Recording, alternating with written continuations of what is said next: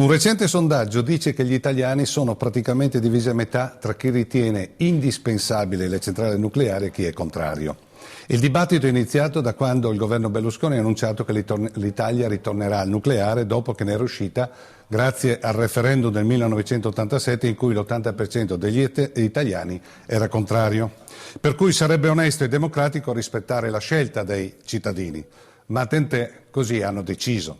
Non ho la pretesa di spiegare una materia così complessa e difficile in pochi minuti, ma voglio dare un mio piccolo contributo aumentando, se possibile, la vostra conoscenza portandovi dati e pareri di scienziati e tecnici di chiara fama.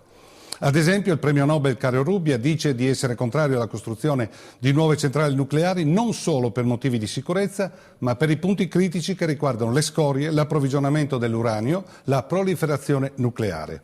Per le centrali di ultima generazione tutti questi problemi restano sul campo. Stiamo parlando di una tecnologia che risale praticamente agli anni 60, ai tempi dei primi sottomarini nucleari.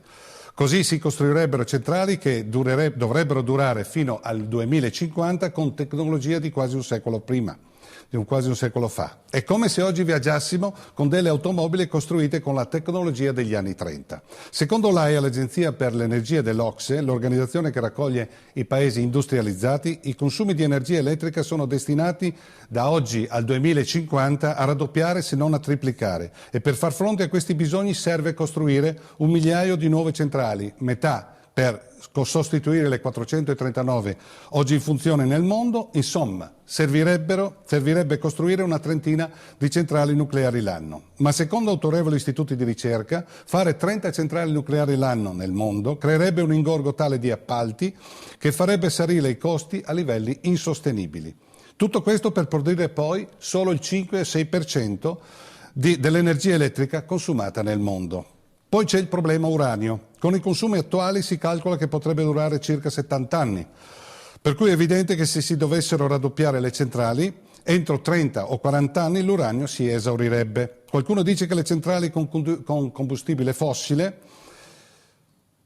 gas e petrolio sono corresponsabili dell'effetto serra, del cosiddetto effetto serra. Vero, ma non si risolve il problema del cambiamento climatico con un altro sicuramente più pericoloso. Altri dicono che l'Italia è circondata da paesi che hanno centrali nucleari ubicate vicino ai nostri confini, vedi Krška in Slovenia. E sappiamo che nel caso di un incidente la radioattività non rispetta i confini geografici. Non mi sembra comunque una buona ragione. Con più centrali nucleari i pericoli aumentano in modo esponenziale. E poi verrà pur dire qualcosa se negli Stati Uniti sono già 29 anni che non se ne costruiscono di nuovo, così pure in Europa. La Germania, ad esempio, che ha numerose centrali atomiche, ha deciso di uscire dal nucleare e di chiudere appunto con il nucleare e di puntare sulle risorse rinnovabili, il solare, l'eolico, il fotovoltaico e altri. E poi nell'efficienza energetica. Sto parlando della Germania, il treno dell'economia europea. Attualmente l'unica centrale europea atomica in costruzione è in Finlandia e procede con difficoltà e con costi altissimi. Penso che il governo finlandese, se potesse, riconsidererebbe le proprie decisioni.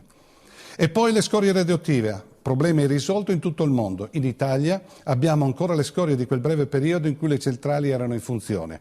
Sono stoccate nelle centrali spente di Trino, Caorso e Latina, con un costo economico di circa 300 milioni l'anno. Le scorie presenti resteranno pericolose per ere geologiche, con rischi enormi per l'uomo e l'ambiente. E poi i costi. Secondo una società americana leader nella progettazione di centrale nucleare, il costo di una da 1000 megawatt, una centrale di media grandezza, supera i 5 miliardi di euro. La verità è che l'energia atomica è fallimentare sia dal punto di vista dei costi che della sicurezza. Non pensiamo solo ad un incidente tecnico, pensiamo anche ad un attentato terroristico. E sia per lo smaltimento appunto delle scorie radioattive. Come ha scritto Eugenio Scalfari, il nucleare è come salire su un aereo per il quale non esiste nessuna pista di atterraggio.